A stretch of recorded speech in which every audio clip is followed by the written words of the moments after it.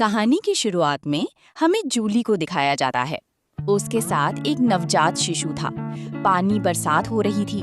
उसे सब मिलकर घर से निकाल रहे थे क्योंकि वो छोटा बच्चा बिना बाप का बेटा था। 1 साल पहले जूली एक मेले में गई थी। तब किसी ने उसे नशे की दवा देकर अचानक संबंध बन जाने से जन्मा बेटा था। जूली के घर वालों ने भी जूली को स्वीकार नहीं किया। किसका बच्चा लेकर आई है कहकर उसे घर से निकाल देते हैं। उसके लिए उस घर का दरवाजा हमेशा के लिए बंद हो जाता है। जूली दुखी होकर वहां से निकलती है अपने छोटे बेटे यान को गोद में लेकर। तभी रास्ते में सवार होकर जा रहे राजा यून और उसका प्रधानमंत्री जा कहता है कि पिछले साल के हमले से बचाने वाली रानी मिंग थी। तभी जूली भी राजा को देखती है। जैसे तैसे करके जूली को राजमहल में रसोई में खाना बनाने का काम मिल जाता है। सभी नौकर चाकर उसे तुच्छ समझते हैं। वो बड़ी परिवार की बेटी थी, लेकिन अपने बेटे को पालने के लिए उसने यहाँ काम किया था। उसने अपनी चेहरे को भी खराब बना रखा था, इसलिए ये बदसूरत दासी कैसे किचन में आ गई कहकर दूसरे लोग मजाक उड़ाते हैं। आज राजा की छोटी रानी सिन का जन्मदिन था। आज 2 रानियां थीं, बड़ी रानी मिंग और छोटी रानी सिन। छोटी रानी सुंदर थी, बड़ी थोड़ी लालची थी। रानी सिन कहती है, आज मेरा जन्मदिन है, इसलिए तुम्हें दावत के लिए बुलाया है। रानी मिंग भी कहती है, तुम बहुत सुंदर हो, और उसकी प्रशंसा करती है। तभी राजा वहां पहुंचता है। राजा के पहुंचते ही दावत शुरू होती है। नौकर खाने की व्यंजन लेकर आते हैं। व्यंजन चखे जाते हैं। जूली द्वारा बनाया गया खाना राजा एक और खाता है और पूछता है, ये खाना किसने बनाया? जूली भी बिना डरे कहती है कि उसने बनाया है। सभी दासियां जूली को आगे कर देती हैं। राजा घोषणा करता है कि उसे इनाम दिया जाए। सारी खानी बहुत लाजवाब और स्वादिष्ट थी। छोटी रानी सिन भी वो खाना चखती है, उसे भी बहुत स्वादिष्ट लगता है। ये किससे बना है पूछती है। जूली बताती है, ये सुअर की आंत है। सिन गुस्से में कहती है, तुमने ऐसी घटिया चीज कैसी बना ली, और जूली पर चिल्लाती है। राजा कहता है, मुझे भी ये स्वादिष्ट लग रहा है, तुम इसका अपमान कैसे कर सकती हो? सिन भी कहती है, मुझे भी अच्छा लगा। राजा कहता है, अगर तुम ये कटोरा पूरा खा लो तो मैं तुम्हारी एक शर्त मानूंगा। न मानना भी कैसी, सिन वो पूरा कटोरा खा लेती है। राजा यून के सामने सिन प्रस्ताव रखती है कि आज मेरा जन्मदिन है, इसलिए आप मेरे साथ रहिए। राजा मान जाता है। सिन चालाकी से अपनी दासी को कहकर चाय में नशा मिलाती है। राजा को पीने के लिए देती है। राजा थोड़ा पीता है और सिन भी वहाँ आती है। राजा को सिन पसंद नहीं थी, इसलिए वो रात में ही वहाँ से निकल जाता। रानी सिन को बहुत गुस्सा आता है। वो अपनी दासी से कहती है कि किचन में जो जूली है उसे लेकर आओ। जूली को लाकर सजा देती है और कहती है, एक नौकर की इतनी हिम्मत कैसे हुई? अगर तूने वो घटिया चीज ना बनाई होती तो राजा मेरे साथ रहता। उसे मारना शुरू करती है। तभी एक दासी कहती है, जूली का बनाया खाना राजा को पसंद है, अगर हमने उसे सजा दी तो ये राजा के खिलाफ होगा। सिन गुस्से में जूली के चेहरे पर चाय फेंक देती है। फिर सिन उसे छोड़ देती है। जूली वहां से जाती है। वो किचन में जाकर पानी पीने लगती है। उसे बहुत गर्मी महसूस हो रही थी क्योंकि चाय में नशे की दवा मिली हुई थी। राजा भी रसोई में होता है। राजा पानी मांगता है। जूली पानी देने जाती है तो टकराकर राजा की बाहों में गिर जाती है। वे दोनों उस रात साथ बिताते हैं। अगली सुबह होती है। जूली शर्म से घबरा जाती है और अपने कपड़े पहनकर जल्दी जल्दी भागने लगती है, लेकिन राजा उसे पकड़कर अपनी बाहों में खींचता है। जूली कहती है, ये बात बाहर ना जाए, मैं विवाहित हूँ। वो कहती है, उसका एक बेटा भी है। राजा कहता है, अपने बेटे को किसी और को दे दो, क्या वो तुम्हारे पति का है? पूछता है। जूली कहती है, मैं सिंगल मदर हूँ, मेरा कोई पति नहीं है, आप मेरे लिए ढूंढ दे तो अच्छा होगा। जूली सब कुछ समझाती है कि कल चाय चेहरे पर फेंकने से ऐसा हुआ। रानी सिन को सजा के रूप में 15 दिन तक सुअर की आंत खाने को कहा जाता है। राजा दरबार में जाकर अपना स्वास्थ्य जांचने को कहता है। इससे पहले उसे ऐसा कभी नहीं हुआ था। उसकी हालत सामान्य होती है। अगले दिन भी राजा जूली के पास जाता है। वे दोनों रात वहीं बिताते हैं। सुबह जूली की दोस्त आती है तो जूली जल्दी वहां से निकलती है। राजा भी अपने प्रधानमंत्री से कहकर कपड़े बदलकर वहां से निकलता है। तभी वहां एक जासूस देख रहा होता है। एक दासी रानी मिंग को बताती है कि रानी सिन ने नशा देकर राजा को अपने कमरे में रखने की योजना बनाई थी, लेकिन राजा वहां नहीं रुका और किचन में गया था और सुबह वहां से निकला था। रानी मिंग कहती है, ये बात जाकर सिन को बता दो। दासी जल्दी जाकर सिन को बता देती है। ये सुनकर सिन बहुत गुस्सा होती है। वो अपनी दासियों के साथ रसोई में जाती है। सभी महिलाओं से पूछती है कि इसने राजा को बहकाया। जूली को पकड़कर कहती है, एक नौकरानी होकर राजा के सपने देखती है और उसे सजा देती है। उसे 2 लोग पकड़कर जोर जोर से मारती है। जूली को राजा के सपने नहीं थे, उसे तो बस खाना और अपनी बेटी के लिए किसी तरह काम करना था। दरबार में रहने से शायद उसकी बेटी का पिता मिल जाए यही आशा थी, लेकिन आज उसे जीना भी मुश्किल हो रहा है। अपराधी सिंह उसे जबरदस्ती मारती है। तभी राजा वहाँ आ जाता है। जूली की हालत देखकर राजा रानी सिंह को सजा देने की बात करता है। अचानक राजा को देखकर सिंह डर जाती है और घुटनों के बल बैठकर माफी मांगती है। राजा फैसला करने के बाद जूली को उसकी सहेलियां संभालती हैं। शाम को राजा एक मरहम लेकर जूली के पास जाता है। बेचारी जूली के पूरे शरीर पर चोट के निशान थे। वो सोचती है उसकी सहेली आई है और मरहम लगाने को कहती है, लेकिन वहाँ राजा होता है जो खुद उसके घाव पर मरहम लगाता है। वो पीछे मुड़कर देखती है तो राजा खुद उसकी पीठ पर मरहम लगा रहा था। राजा कहता है, अब तुम किसी और आदमी से बात नहीं करोगी। कहता है, तुम्हें रानी नहीं बनाऊंगा, लेकिन तुम मेरी औरत हो, अब तुम्हें ध्यान रखना होगा। बेचारी जूली दर्द में थी, लेकिन कह भी नहीं पा रही थी। कुछ दिन बाद दरबार में जूली को दिखाया जाता है। वो ठीक होकर फिर से किचन में लौट आती है।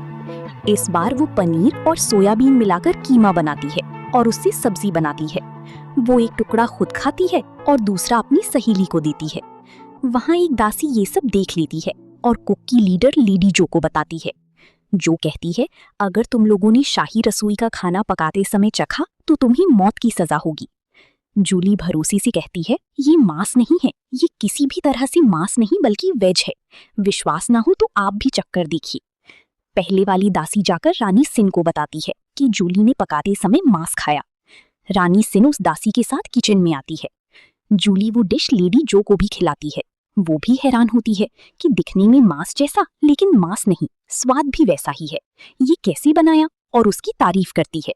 बाकी लोगों को भी खिलाती है। तभी रानी सिन आती है और पूछती है, यहाँ क्या हो रहा है। रानी सिन कहती है, जब कोर्ट लेडी ने खा लिया तो बाकी लोग क्यों ना खाएं मांस। लेकिन जूली समझाती है कि ये मांस नहीं है। सिन नहीं मानती और बात राजा तक पहुंचती है। राजा पूछता है, किसने कहा, और सिन अपनी दासी को दिखाती है। जूली बताती है, ये मांस नहीं है। दरबार में मांस 6 महीने में एक बार आता है। ये सोयाबीन और पनीर से बनाया है। राजा चखता है। जूली को राजा कहता है कि उसे 18 भगवान कल बना देना। राजा गुस्से में वहाँ से चला जाता है। राजा के जाने के बाद सिन को बहुत गुस्सा आता है और वह उस नौकरानी को मारने लगती है। मुझे बेइज्जत बना दिया तुम लोगों ने मिलकर, मेरी बेइज्जती की, अब तुझे सजा भुगतनी पड़ेगी कहकर उसे लोगों को बुलाकर सजा देने ले जाती है। उसे मारने का आदेश देती है। इधर जूली कपड़ा धो रही थी। वह देखती है वह नौकर तो मर चुका था। उसे अंदर ही अंदर डर लगता है। दरबार के माहौल में जीकर खाना बहुत मुश्किल है। तभी शान वहाँ आ जाता है। वह जूली को कपड़ा धोने में मदद करने आया था। जूली ने उसके गाल पर थप्पड़ मारा था, इसलिए वह मजाक कर रहा होता है कि उसे दर्द नहीं हुआ। तभी उधर से गुजर रहे राजा देखते हैं कि जूली और शान आपस में बात कर रहे हैं। राजा को बहुत गुस्सा आता है। शान कहता है, मैं आपकी मदद करता हूँ। जूली कहती है, रहने दो, जरूरत नहीं। पानी नहीं होने के कारण शान पानी लेने जाता है। राजा वहाँ जाकर जूली पर चिल्लाता है, तुम लड़कों के साथ हंसकर बैठी हो, मैं ही हूँ तुम्हारा पति, तुम्हें इजाजत नहीं है किसी और लड़के से बात करने की। वह जूली को चूम लेता है। जूली खुद को छुड़ाकर कहती है, शान भाई आ गया तो देख लेगा। तभी शान आ जाता है। जूली को पीछे से पकड़कर राजा बातें करता है। ऐसी असुरक्षित जगह पर कुछ नहीं करना चाहिए कहकर जूली राजा को समझाती है। राजा जूली को गले लगाने की कोशिश करता है। जूली कहती है, मुझे दोपहर का खाना बनाने में देर हो रही है, और राजा की गर्दन पर नाखून मारकर वहां से चली जाती है। राजा खुश होकर जा रहा होता है। तभी रानी मिंग से मिलता है। रानी मिंग उसका गर्दन पर खरोच का निशान देख लेती है। क्या हुआ, मैं मरहम लगा दूं कहती है। राजा कहता है, रहने दो, बिल्ली ने खरोच दिया। रानी मिंग मन ही मन सोचती है, तुम्हारी उस बिल्ली को अब मैं जल्दी ही खत्म कर दूंगी। ये बात रानी सिन को बताती है। सिन को बहुत गुस्सा आता है। वो योजना बनाती है। अपनी नौकरानी से कहती है, मैं नहाने जा रही हूँ, जूली को वहां बुलाना, और महारानी ने जो जेट दिया था उसे दूसरी दासी को देकर चली जाती है। कुछ देर बाद जूली फल लेकर रानी सिन के नहाने की जगह पर आती है। ऊपर जाकर रख दो, दूसरी नौकरानी कहती है।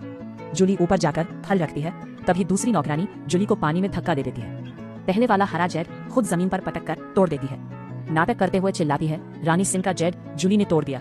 सिन भी वहां आ जाती है। अब बिल्ली जाल में फंस गई। मन ही मन खुश होती है।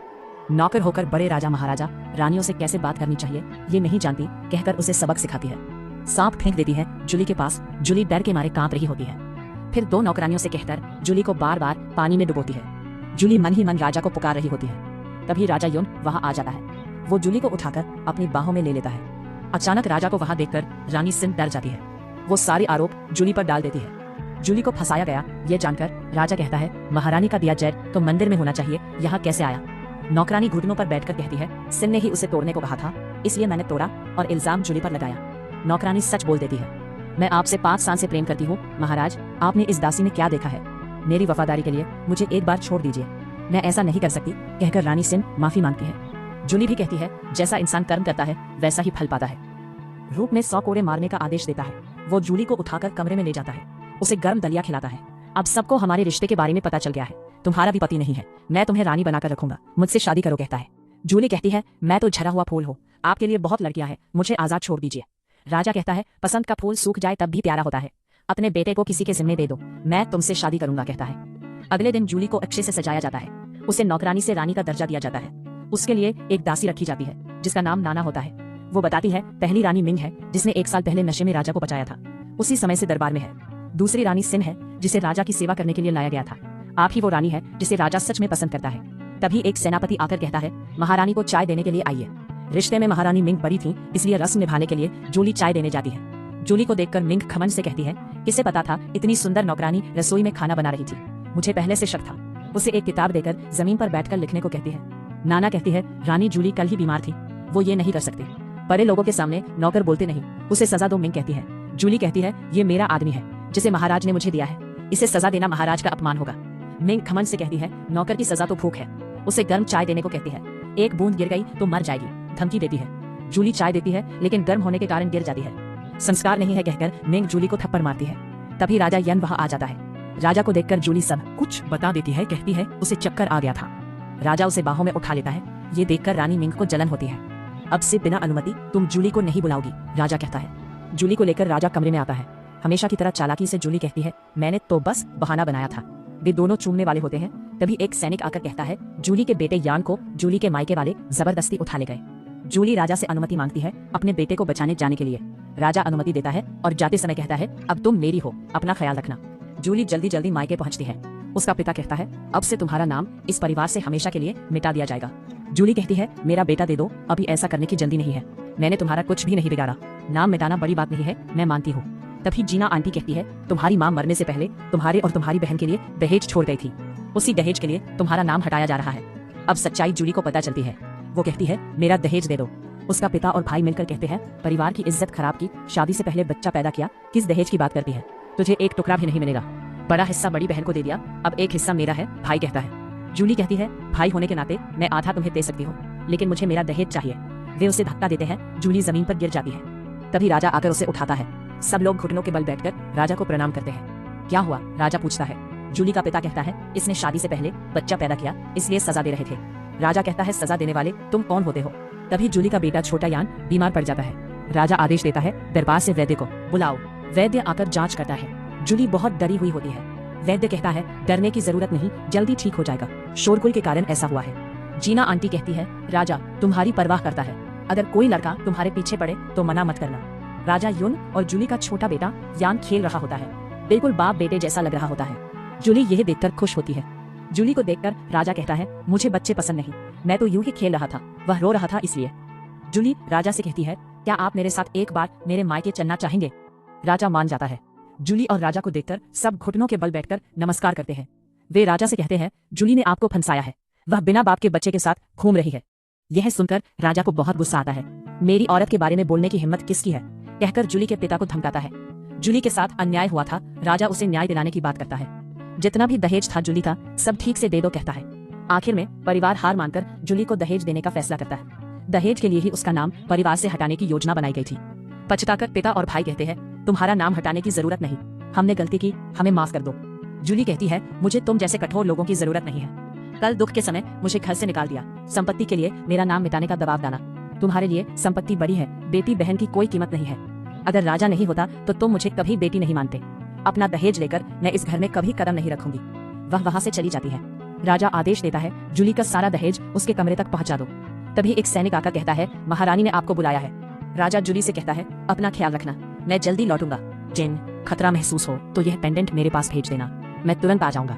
जूली को याद आता है 1 साल पहले जब उसे नशा दिया गया था, तब जिस आदमी के साथ वह थी उसके पास भी ऐसा ही पेंडेंट था। क्या राजा ही यान का पिता है? जूली सोचने पड़ जाती है। उधर महारानी मेंग सोच रही होती है जूली को कैसे हटाया जाए। वह घमंड से कहती है, मैं ही सबसे सुंदर हूँ, मैं किसी भी तरह राजा को पालूंगी। वह अपने भाई से कहती है, तुमने दरबार में दासी भेजकर गलती की। भाई कहता है, दासी थी, कौन जानता था रानी बन जाएगी। राजा का मन भर गया तो छोड़ देगा, अगर सहन नहीं होता तो हम उसे रास्ते से हटा देंगे। रानी मेंग सोचती है, बिना पैसे जूली कैसे जिएगी। और जूली के घर में पर्चे छपवा देती है।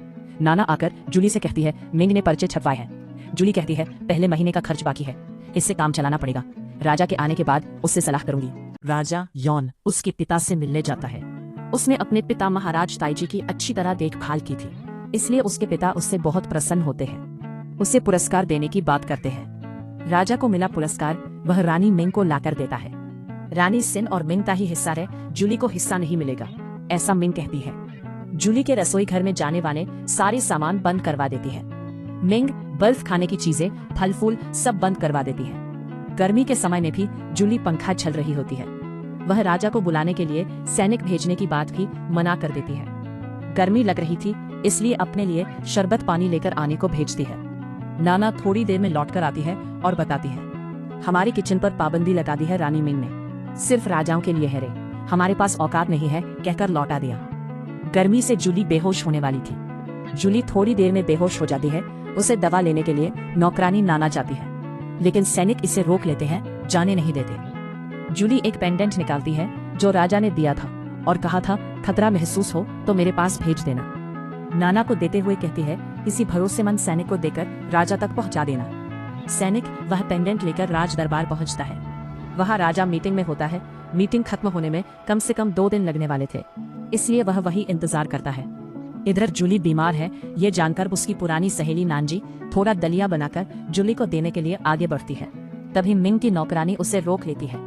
रानी मिंग को भी ये बात पता चलती है और नानजी को छुपकर खाना ले जाने के लिए सजा देती है। नानजी को जोर जोर से पीटकर उसकी हालत खराब कर देती है। ये बात जूली को भी पता चलती है। वह दौड़ती हुई नानजी को देखने जाती है। जाकर देखती है उसकी हालत बहुत खराब थी। जूली अपनी बचाकर रखी हुई पैसे की थैली निकालती है और हेड कोर्ट लेडी जा को देते हुए कहती है इस पैसे से दवा लेकर आओ। जा कहती है रानी मिंग जितनी भी पाबंदी लगा दे, अगर हमारे पास पैसा हो तो खरीद कर लाया जा सकता है। ये सुनकर जूली अपनी जेब से 2 सोने के टुकड़े निकालती है और कहती है इसे बेचकर बर्फ, दवा, फल फूल, अचार, मांस, शराब सब लेकर आओ। जरूरत के समय के लिए संभाल कर रखना, ज्यादा खर्च मत करना, ऐसा सलाह देती है। जूली कहती है मेरे पास बहुत सोना है। वो मन ही मन सोचती है अच्छा हुआ मैं अपना दहेज लेकर आई।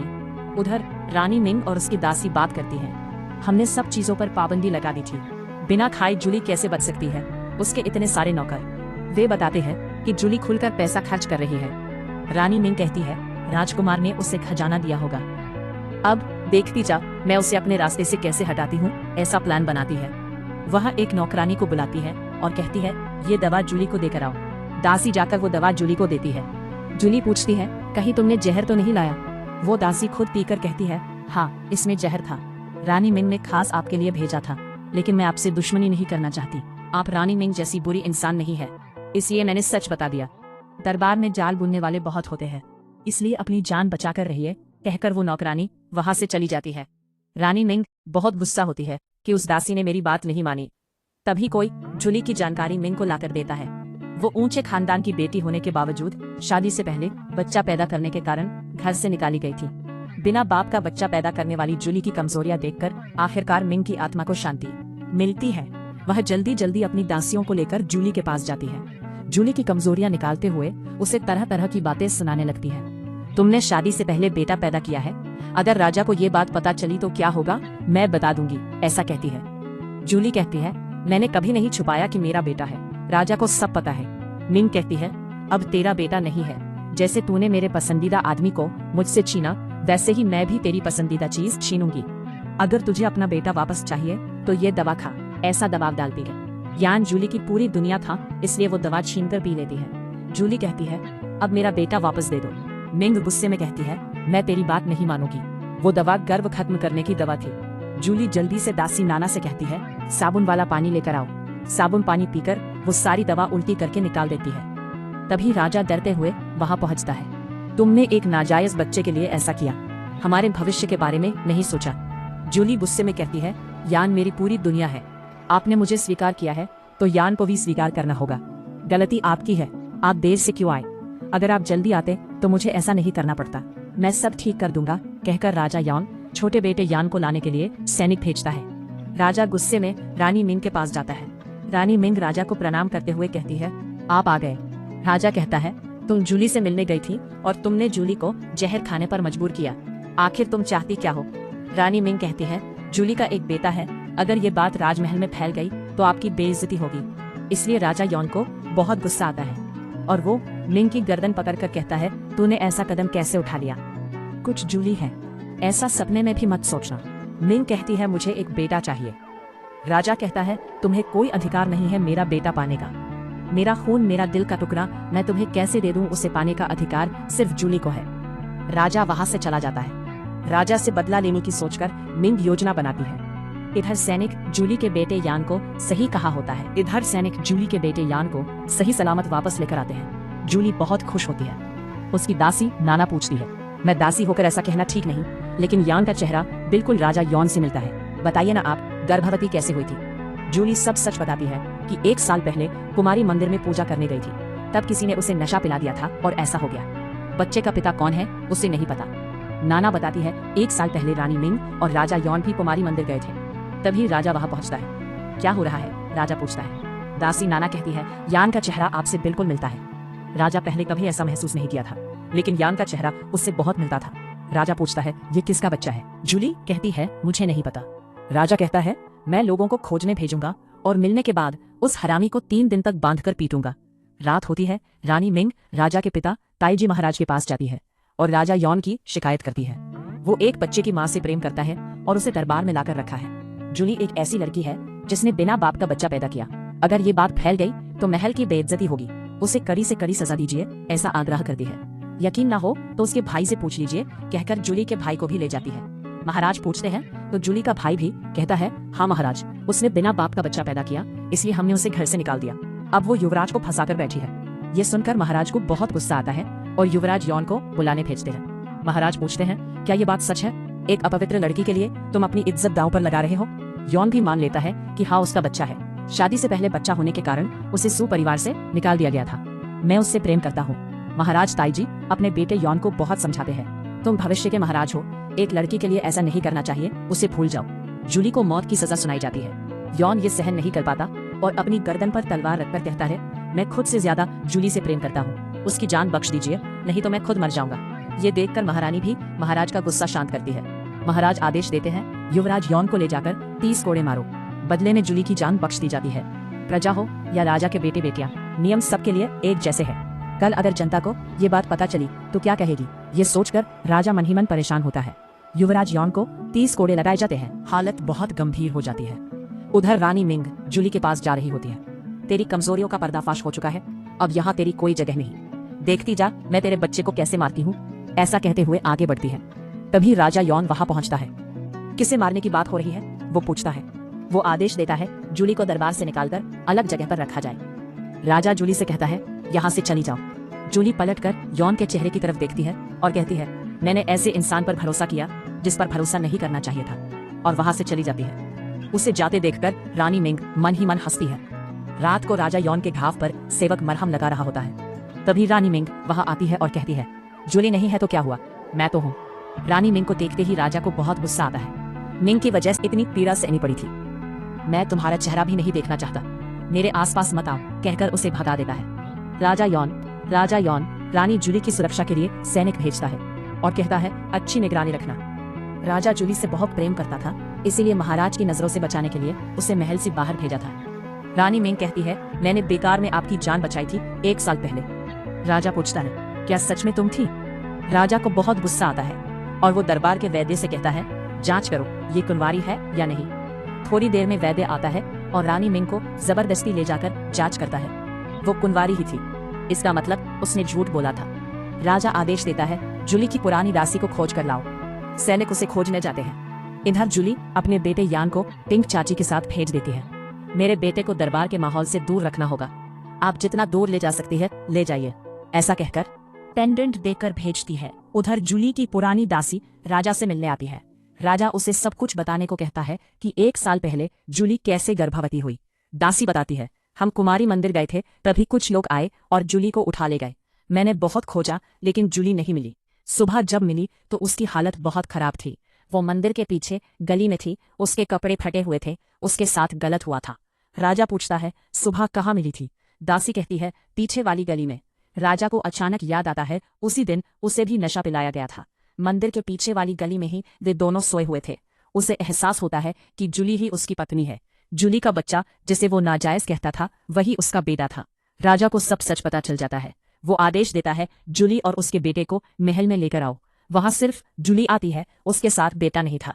राजा पूछता है बेटा कहाँ है। जूली कहती है मेरे बेटे की जान बख्श दीजिए, जितनी सजा देनी है मुझे दीजिए।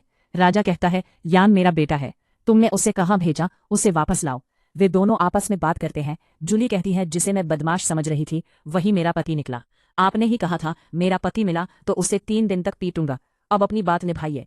राजा शर्माते हुए कहता है अब हमारा बेटा भी है, बेटे के लिए ही सही, मुझे माफ कर दो। वे दोनों प्रेम की बातें कर रहे होते हैं, तभी खबर आती है कि महाराज ने दोनों को बुलाया है। वे महाराज से मिलने जाते हैं।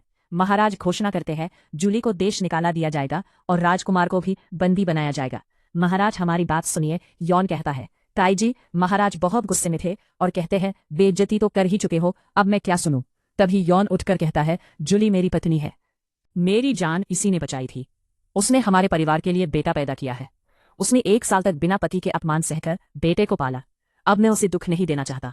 पिता कहते हैं एक लड़की के लिए अपने खानदान की इज्जत मिट्टी में मिला दी और अब किसी दूसरे के बच्चे को अपना बता रहे हो, या फिर ये सब उस लड़की और उसके बच्चे को बचाने की योजना है। साबित करो, ऐसा कहते हैं। साबित करने के लिए बेटे की जरूरत थी। यान तो चाची के साथ भेजा जा चुका था, एक ही रास्ता था यान को वापस लाना। जूली एक पेंडेंट निकालकर राजा यौन को देती है। राजा यौन अपने बेटे को लेने जाता है। उसे एक सुनसान जगह पर रखा गया था जहां कोई नहीं रहता था। वो अपने बेटे को उठाकर प्यार करता है और कहता है तुम अब भुंजुली राज्य के युवराज हो। तभी चाची आती है और कहती है जूली का बेटा यान उसकी जिंदगी है, कृपया आप उसकी जान बख्श दीजिए, उसे कुछ मत कीजिए। राजा यौन वो पेंडेंट निकालकर चाची को देता है और कहता है इतनी वफादार होने के कारण तुम्हें भी दरबार में ले जाया जाएगा। यौन अपने बेटे को लेकर दरबार लौटता है। सभी मंत्री और सैनिक मौजूद थे। सब लोग आपस में फुसफुसाकर बातें करने लगते हैं। क्या युवराज अपने प्यार के लिए राज परिवार की इज्जत मिट्टी में मिलाकर किसी और के बच्चे को अपना मान रहे हैं? अगर ये सच में राजा का बेटा निकला तो चमत्कार होगा, ऐसा बातें करने लगते हैं। छोटे यान और यौन का चेहरा मिलता था। यान बिल्कुल यौन के बचपन जैसा था। कहीं ना कहीं सच में बाप बेटा लगते थे। राजा घोषणा करते हैं कि सबकी सलाह से खून की जांच करवाई जाएगी। रानी मिंग मन ही मन सोच रही थी कि जांच के बाद सब पता चल जाएगा। वो घमंड से जूली की तरफ देख रही थी। वैद्य को बुलाकर खून जांच की प्रक्रिया शुरू होती है। राजा का खून लिया जाता है, फिर यान का खून लिया जाता है। थोड़ी देर बाद नतीजा आता है और खून मिल जाता है। यान सच में यौन का बेटा था।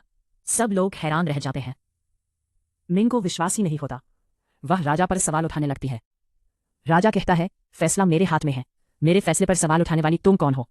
इसे सजा मिलनी चाहिए, ऐसा राजा कहता है। यह सुनकर मिंग को बहुत गुस्सा आता है। राजा यौन कहता है 1 साल पहले जूली ने मेरी जान बचाई थी, तुमने सिर्फ मेरा इस्तेमाल करना चाहा। तुमने ही जहर देकर जूली और मुझे मिलाया था। जैसा कर्म करेगा वैसा फल मिलेगा।